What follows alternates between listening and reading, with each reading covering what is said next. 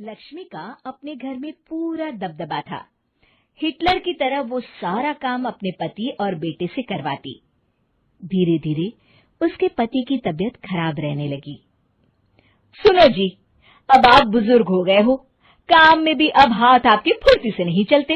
अरे भाग्यवान, भगवान से डर। तुझसे मैंने शादी अपने इकलौते बेटे के अच्छे पालन पोषण के लिए की थी, लेकिन तूने तो उसका बेड़ा गर्क कर दिया। मैंने क्या किया? पढ़ाया लिखाया, अब नौकरी नहीं लग रही तो मैं कैसे जिम्मेदार हो गई? अब घर में बैठकर रोटी तोड़ रहा था तो मैंने कहा काम ही कर ले। एक तो भला करो और ऊपर से बातें सुनो। तभी सारंग वहां आ जाता है। बहुत भूख लगी है माँ, कुछ खाने को दे दो। अब तुम्हारे पापा का हाथ तो चल नहीं रहा है। मैं ही जा रही हूँ आज किचन में, बनाती हूँ कुछ। हे भगवान, कैसे होगा इतना काम मुझसे? लक्ष्मी किचन में काम कर रही होती है कि तभी अचानक उसे आइडिया आता है। अरे मैं भी ना, अरे यहाँ तो फ्री की नौकरानी ला सकती हूँ मैं, फिर मैं क्यों खाना बना रही हूँ? उस दिन लक्ष्मी सारंग की पसंद का खाना बनाती है और बैठकर उसे बड़े ही प्यार से खिलाती है। खा ले बेटा, खा ले, पेट भर के खा ले। अरे रुक, मैं तेरे लिए ना गर्मा गर्म रोटियां लाती हूँ।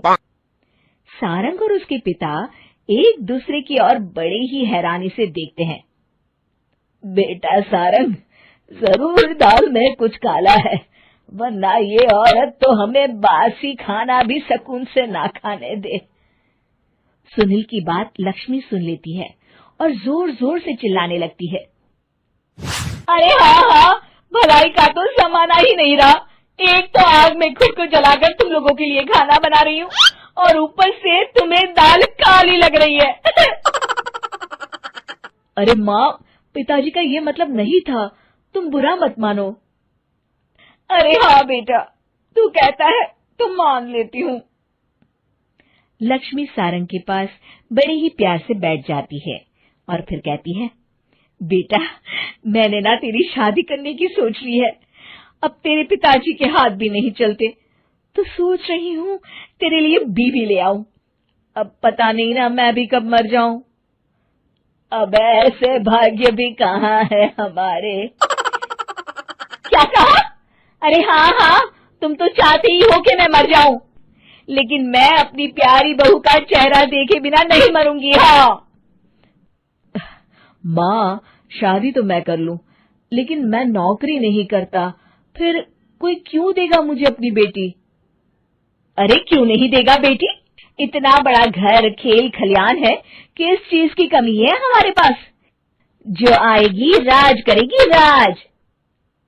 हम तो ना कर पाए राज, ये बोलो कि एक और नौकर तुम्हारे पास आ जाएगा। मैं कहती हूँ चुप हो जाओ।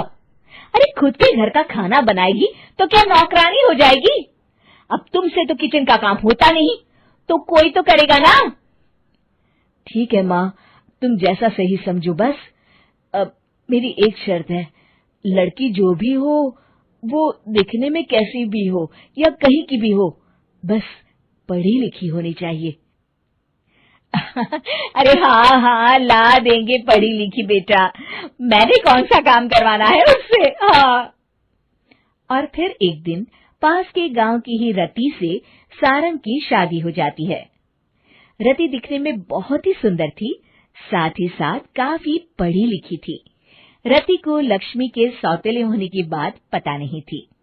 शुरू में जब रति ने सारंग को घर का काम करते देखा तो हैरान रह गई।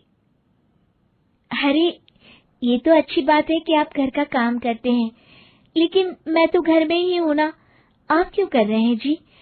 जाइए, आप नौकरी के लिए अप्लाई कीजिए ना।